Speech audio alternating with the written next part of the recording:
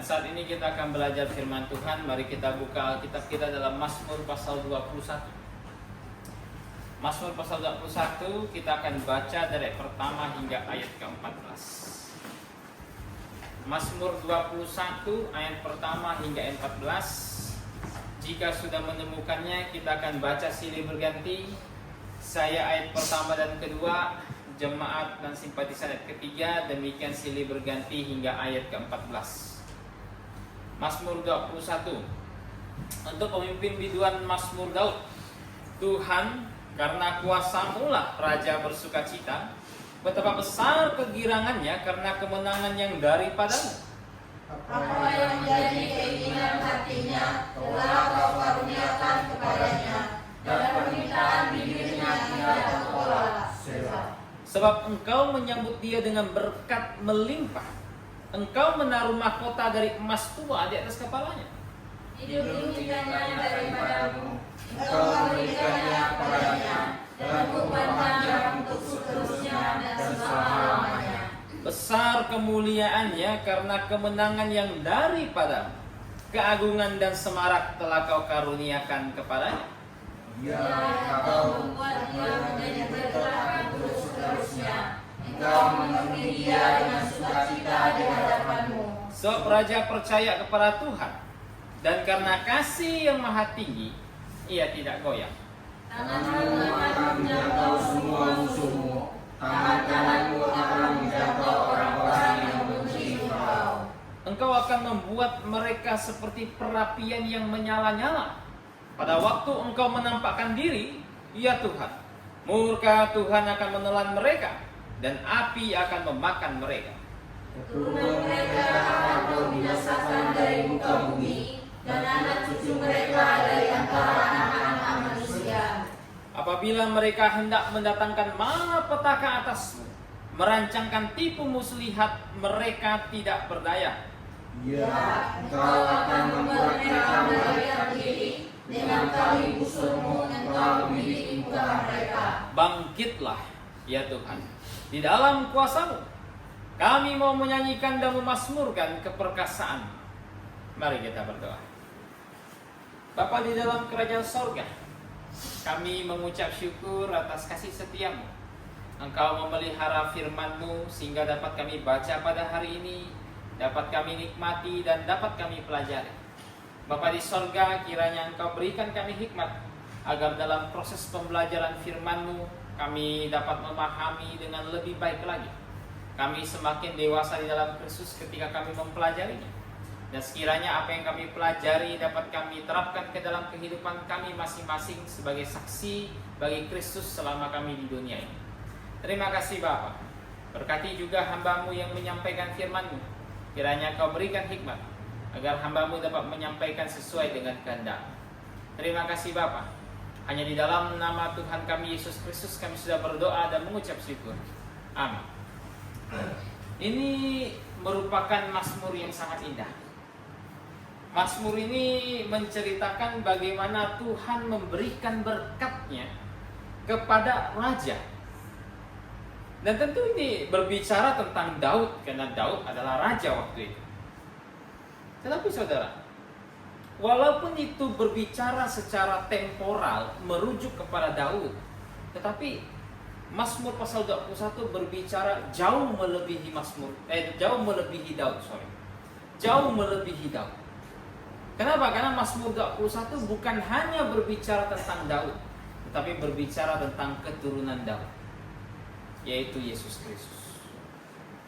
Karena Yesus Kristus adalah Sang Raja atas Israel, Raja atas bangsa Yahudi, Raja yang berasal dari keturunan Daud.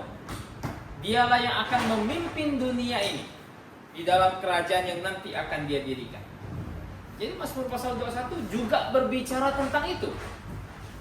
Kita bisa melihat bagaimana berkat-berkat yang dimiliki Kristus sebagai Raja atas seluruh dunia ketika Ia datang kembali untuk memerintah dalam kerajaan. Nah, hari ini saya beri judul pembelajaran kita, berkat kekal Allah atas raja. Berkat kekal Allah atas raja. Apa saja berkat tersebut? Kita mau lihat. Kita lihat dari Mazmur 21 ayat 1 dan 6. Mazmur 21 ayat 1 dan 6. Kalau di dalam lembaga Alkitab Indonesia ayat 2 dan ayat 7. Perhatikan, Tuhan, karena kuasa-Mu lah raja bersuka cita. Betapa besar kegirangannya karena kemenangan yang daripada-Mu. Ayat 7. Ya, Engkau membuat dia menjadi berkat untuk seterusnya. Engkau memenuhi dia dengan sukacita di hadapan. Berkat apa yang dimiliki oleh sang raja? Di sini Daud sebagai penulis Mazmur, Daud menyatakan salah satu berkat tersebut adalah sukacita. Salah satu berkat yang dimiliki oleh sang raja dari Tuhan, dan itu adalah sukacita. Nah saudara, sukacita disebut sangat sering di dalam kitab Mazmur. Disebut 100-an kali dalam kitab Mazmur. Nah sukacita ini merupakan tema utama dari kerajaan Kristus. Tema utama dari kerajaan Kristus. Kerajaan Daud ada nggak sukacita? Ada. Tetapi juga tetap ada yang namanya duka cita.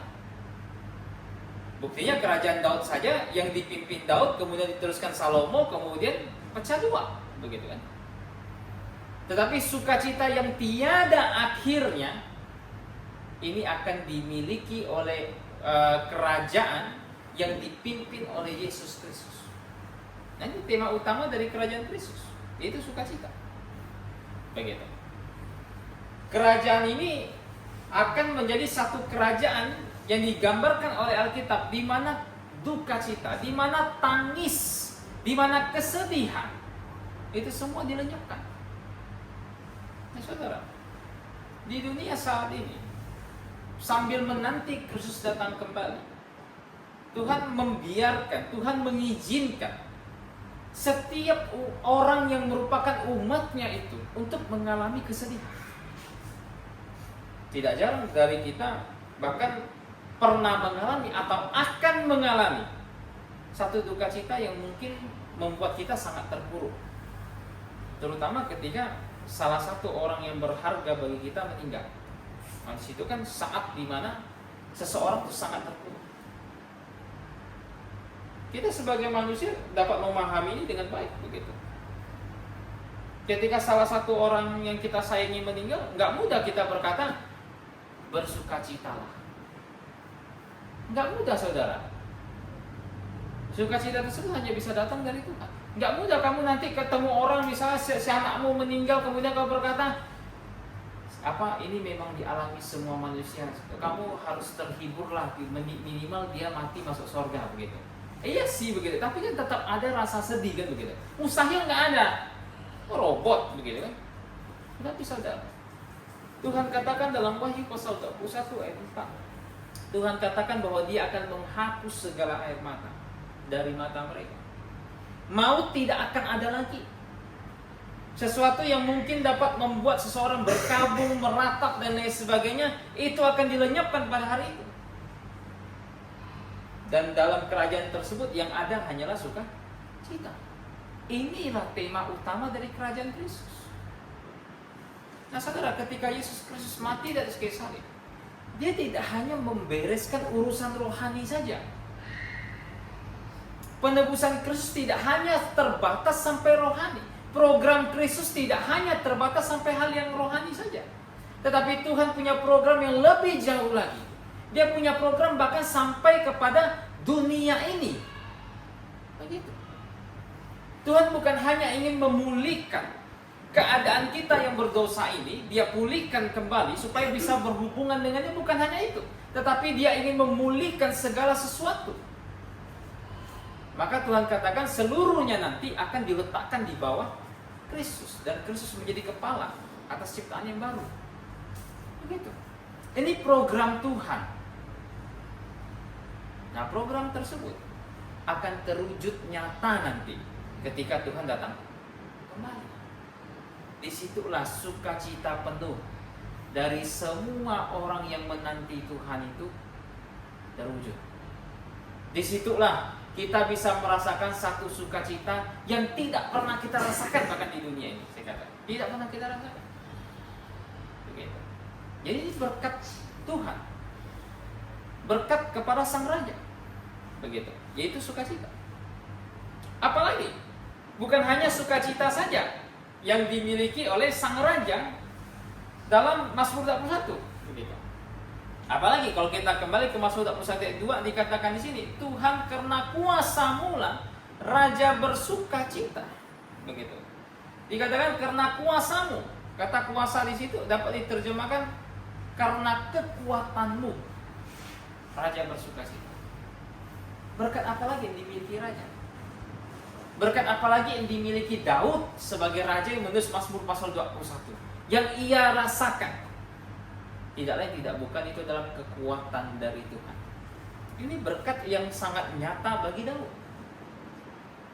Saudara, Daud selama hidupnya dia banyak berperang melawan musuh-musuh. Terkadang dia menghadapi musuh-musuh yang mustahil bagi dia bisa menang sebagai manusia. Sebagai contoh, pada saat dia masih muda, ketika dia berhadapan dengan Goliat, Saul saja nggak berani. Israel saja nggak ada yang berani melawan Goliat ketika ditantang 1 lawan 1. Karena Goliat sangat tinggi besar. Tapi Daud berhasil mengalahkannya. Seorang yang masih kemerah-merahan, seorang yang masih sangat muda, begitu. Nah, saudara, itu kemenangan bisa didapat dari mana kan begitu? Itu sesuatu yang mustahil. Apalagi hanya dengan alih-alih saja begitu, buta-buta lempar mati Saul itu Goliat. Tidak lain tidak bukan itu berasal dari kekuatan Tuhan. Israel melihat ini dengan nyata, mulai dari kelahiran mereka di padang gurun. Mulai dari saat mereka dilahirkan di padang gurun. Kemudian Tuhan bawa mereka sampai tanah Kanaan. Mereka menyaksikan sendiri bagaimana Tuhan bekerja di dalam mereka. Ketika mereka berdosa, ketika mereka melanggar perintah Tuhan, Tuhan biarkan mereka dikalahkan musuh mereka. Tetapi ketika mereka patuh, musuh yang telah mengalahkan mereka itu dapat mereka taklukkan. Nah, ini berkat yang dimiliki oleh Daud sebagai Raja Israel. Dan ini juga berkat yang dimiliki tentu saja oleh Yesus Kristus. Nah, saudara, Yesus Kristus dari asalnya, dari dirinya sendiri, dia punya kuasa. Kenapa? Karena dia kan Allah itu sendiri. Begitu. Tetapi ketika ia datang ke dalam dunia, sekalipun kuasa tersebut melekat pada dirinya, Yesus menolak untuk bertindak secara mandiri dari Allah Bapa. Menolak itu. Dia sendiri katakan bahwa aku tidak melakukan sesuatu di luar kehendak Bapakku. Aku melakukan apa yang dikehendaki Bapakku. Ketika ia datang ke dalam dunia, ia bersandar penuh kepada kekuatan tersebut. Bukan karena dia tak punya kekuatan, bukan, tetapi dia datang sebagai manusia. Jadi ini berkat yang dimiliki Kristus, dan nanti kerajaannya itu kerajaan yang penuh dengan kekuatan. Nah, saudara, di dalam kitab Daniel digambarkan bagaimana kerajaan Kristus akan memusnahkan semua kerajaan yang ada di dunia ini. Digambarkan dengan sebuah patung. Kepalanya emas, dadanya dari perak, nanti sampai ke ujung ke jari kakinya dari besi campur tanah liat. Dikatakan terguling batu yang tidak digerakkan oleh tangan manusia. Guling dari gunung, kemudian jatuh menghantam jari kaki patung tersebut, dan patung tersebut roboh. Nah, saudara, Daniel berkata patung tersebut itu adalah patung yang menggambarkan kerajaan yang akan muncul di bumi. Dan batu yang berguling tersebut itu adalah kerajaan dari Allah yang Maha Kuasa, yang kelak akan berdiri di bumi, yang kelak akan membesar dan memenuhi seisi dunia. Dan pada hari itu tidak ada satupun yang dapat menggulingkan kerajaan tersebut. Tidak. Kristus akan datang kembali nanti dan memerangi semua manusia yang memberontak, yang bersatu untuk menentang dia. Itu kerajaan yang penuh kekuatan. Begitu. Dan tentu itu diberikan juga, dijanjikan juga kepada kita sebagai umat Tuhan. Karena kita akan masuk ke dalam kerajaan tersebut. Betapa luar biasanya kalau begitu kan. Kita bisa memerintah di dalam kerajaan yang dipimpin oleh raja yang paling berkuasa. Begitu. Berkat apa lagi? Apalagi yang dimiliki oleh sang raja begitu. Kita lihat Mazmur 21 ayat 3. Dikatakan apa yang menjadi keinginan hatinya telah kau karuniakan kepadanya, dan permintaan bibirnya tidak kau tolak. Apalagi yang dimiliki? Katanya di sini raja diberikan keinginan hatinya. Daud diberikan keinginan hatinya. Ada banyak sekali kalau kita lihat kisah Daud, Tuhan memberikan apa yang diinginkan oleh hatinya. Walaupun dalam seluruh kisah Daud, tidak selalu dalam hidup Daud Tuhan penuhi itu. Ada 1-2 momen di mana keinginan hati Daud tidak diberikan. Terutama ketika Daud jatuh ke dalam dosa. Masih ingat ketika dia berzina dengan Batsheba? Tuhan lewat Nathan berkata anaknya ini akan mati. Kemudian Daud berpuasa, berkabung, berharap anak itu tidak mati, tapi anak itu tetap mati. Di saat itu Tuhan tidak mengaruniakan apa yang diinginkan oleh Daud. Tapi saudara, poinnya itu begini. Kenapa Tuhan mengaruniakan apa yang diinginkan hatinya? Kenapa? Alasannya sederhana, karena Daud selama dia berfokus kepada Tuhan, selama hatinya selalu tertuju kepada Tuhan, selama segala sesuatu yang ia kerjakan berfokus kepada Tuhan, Tuhan mengaruniakan apa yang diinginkan hatinya. Kenapa? Karena semua yang dipikirkan oleh orang yang terus memikirkan Tuhan, semua yang dipikirkan oleh orang yang terus mengasihi Tuhan dalam hidupnya, itu semua pasti hal-hal yang Tuhan inginkan juga. Apa yang ia inginkan pasti cocok dengan apa yang Tuhan inginkan. Kenapa? Karena hatinya 100% untuk Tuhan. Karena pikirannya 100% untuk Tuhan. Tuhan katakan ya, kalau gitu keinginan hatinya pasti Tuhan jawab. Tidak mungkin tiba-tiba dia menginginkan sesuatu yang bersifat duniawi. Kenapa? Karena hatinya selalu tertuju pada Tuhan. Terkecuali dia tiba-tiba berpaling, pada saat dia berpaling, dia menginginkan sesuatu, Tuhan tidak jawab. Seperti Daud. Tapi saudara, tadi saya katakan Mazmur ini tidak hanya bicara tentang Daud, ini bicara tentang sang keturunan Daud, Yesus Kristus. Nah saudara, di dalam hidup Yesus Kristus pernah tidak keinginan hatinya tidak diberikan oleh Allah?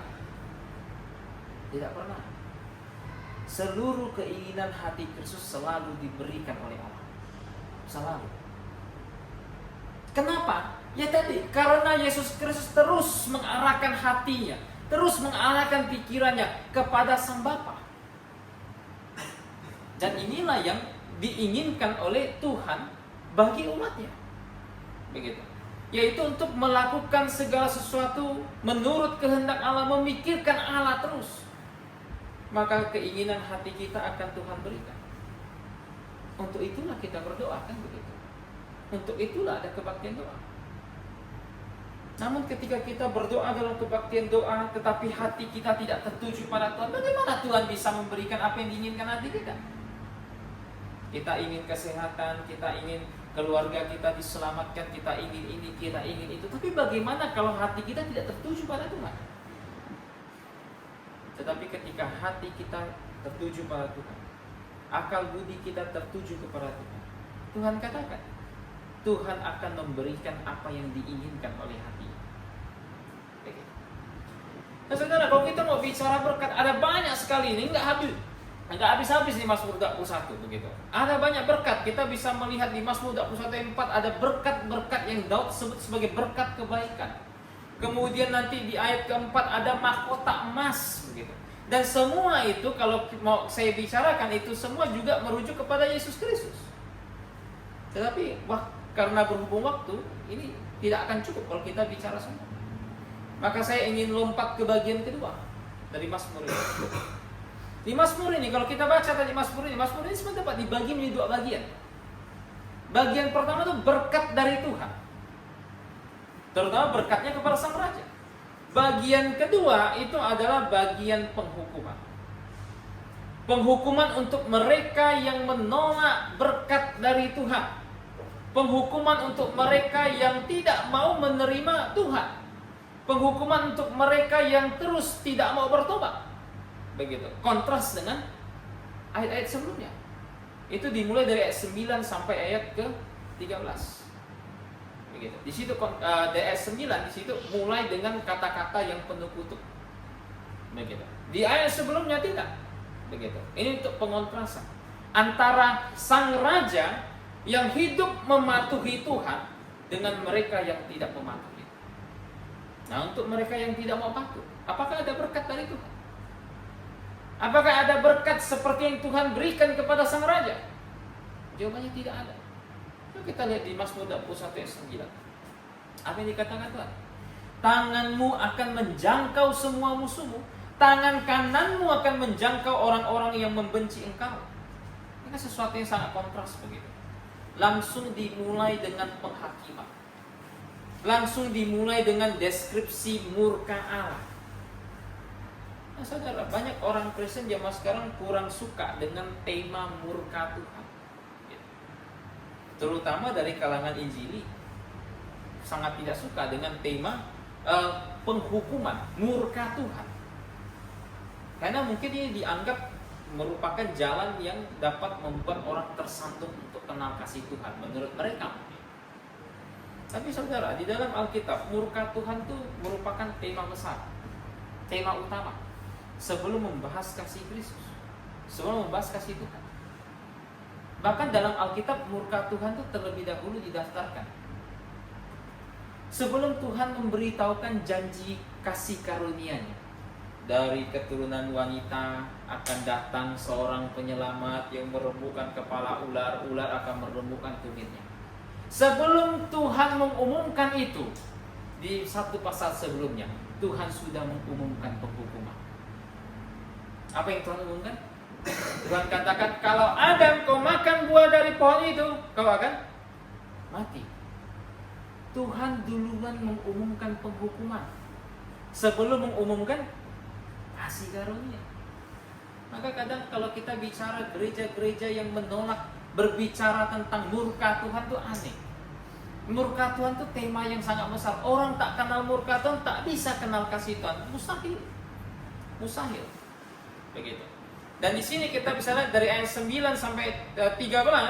Di sini kita bisa melihat berbagai macam jenis kata yang menggambarkan murka Tuhan. Ada musuh, ada amarah, begitu. Dan kata-kata tersebut terus bermunculan. Begitu.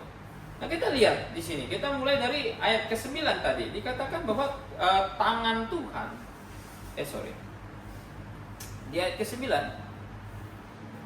dikatakan tanganmu akan menjangkau semua musuhmu, tangan kananmu akan menjangkau orang-orang yang membenci engkau. Nah, kita mulai dari sini. Dikatakan tangan Tuhan akan menjangkau semua musuh Tuhan. Nah, saudara, di dalam catatan Alkitab, musuh Tuhan itu siapa? Musuh Tuhan bukan hanya iblis. Musuh Tuhan itu siapa? Musuh Tuhan adalah semua umat manusia yang tak mau bertobat. Ini musuh Tuhan. Yang tidak mau menerima keselamatan di dalam diri Kristus. Ini musuh Tuhan. Kenapa? Karena mereka terus-menerus melanggar hukum Tuhan yang kudus. Mereka dikatakan di dalam Yakobus pasal 4:4, mereka bersahabat dengan dunia ini, di mana dunia ini bermusuhan dengan Tuhan.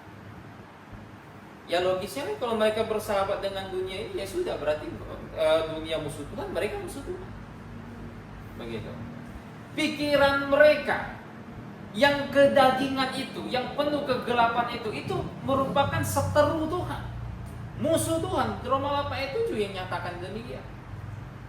Jadi bukan hanya iblis musuh Tuhan, tetapi semua yang terus menolak untuk bertobat dan percaya kepada Kristus, itu pun musuh Tuhan.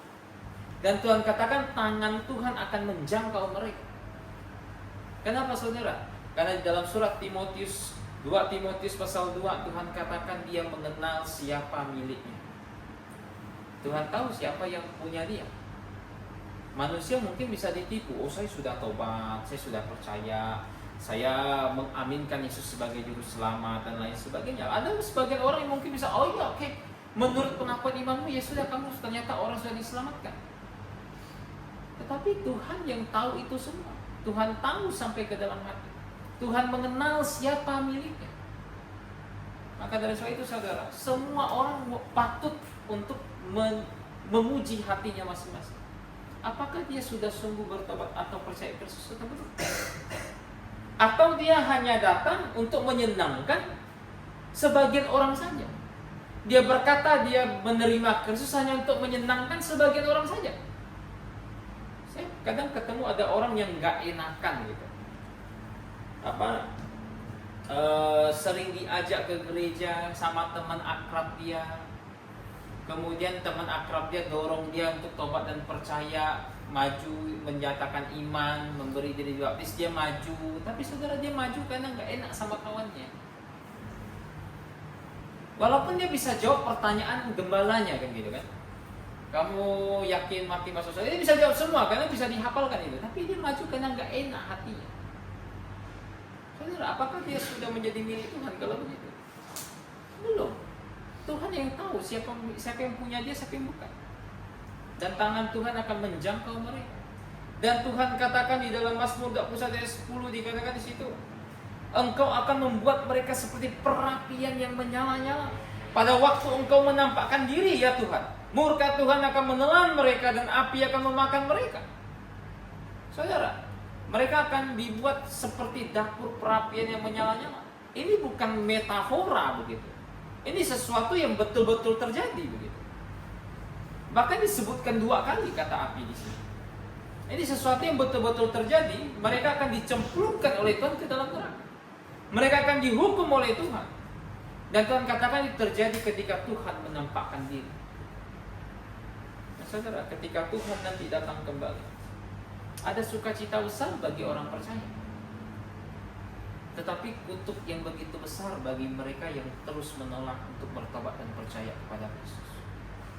Sama dengan Injil. Bagi orang yang mau menerima Injil itu sesuatu yang sangat berharga, bau yang sangat harum. Tetapi bagi mereka yang menolak, ini berita penuh kutuk. Kenapa? Karena semua orang yang menolak bertobat dan percaya, mereka akan dihukum di neraka tanpa ada alasan apapun. Alasan untuk membenarkan diri tidak bisa. Begitu. Sama dengan kedatangan Tuhan. Bagi kita itu sesuatu yang sangat mendatangkan sukacita. Kita bisa masuk ke dalam kerajaan Tuhan yang penuh sukacita, kerajaan yang penuh kekuatan. Tapi bagi mereka, Tuhan katakan bahkan mereka pun akan ditelan oleh murka Tuhan dalam Mazmur 21 ayat 10. Dan bahkan di Mazmur 21 ayat 11 dikatakan seluruh keturunan mereka akan binasa. Kenapa? Karena ketika Tuhan datang kembali nanti, di penghujung masa penghakiman, masa kesusahan Yakub 7 tahun di bumi, ketika Tuhan datang kembali mendirikan kerajaannya, Tuhan katakan, semua yang berdusta, semua yang tak bertobat dan percaya, semua yang berbuat jahat tidak akan masuk ke dalam kerajaan Tuhan. Begitu. Ini bukan hanya bicara orang bunuh, perkosa, tidak. Yang berdusta saja itu tak masuk ke dalam kerajaan Tuhan. Dikeluarkan. Kalau dikeluarkan, dikemanakan mereka? Ditaruh di tempat tinggal mana mereka? Ya kan? Jawabannya mereka dimatikan oleh Tuhan. Kenapa? Karena kerajaan Tuhan lokasinya bukan di satu negara, tapi kerajaan Tuhan adalah kerajaan yang meliputi seluruh dunia. Kalau mereka dikeluarkan, berarti mereka harus dikeluarkan dari dunia. Mereka harus dimatikan. Dan Tuhan akan melaksanakan penghukuman, mematikan semua mereka yang tidak bertobat dan percaya. Dan yang masuk ke dalam kerajaan hanyalah mereka yang bertobat dan menerima Kristus sebagai Tuhan dan Juru Selamat. Begitu. Ini merupakan kabar buruk bagi mereka yang terus menolak Kristus. Jadi hari ini kita lihat Mazmur 21, ada berkat yang Tuhan janjikan kepada Sang Raja. Dan tentu juga dapat kita alami beberapa berkat tersebut, seperti sukacita begitu. Tetapi ada kutuk juga bagi mereka yang terus menolak Kristus sebagai Tuhan dan Juru Selamat. Kiranya pemberitaan pada malam hari ini dapat mendewasakan iman kita, membuat kita lebih paham lagi mengenai Yesus Kristus, mengenai Dia yang bukan hanya sekedar Sang Juru Selamat, tetapi Raja di atas segala raja. Amin. Minta kesediaan saudara Tigor tutup dalam doa. Dipersilakan.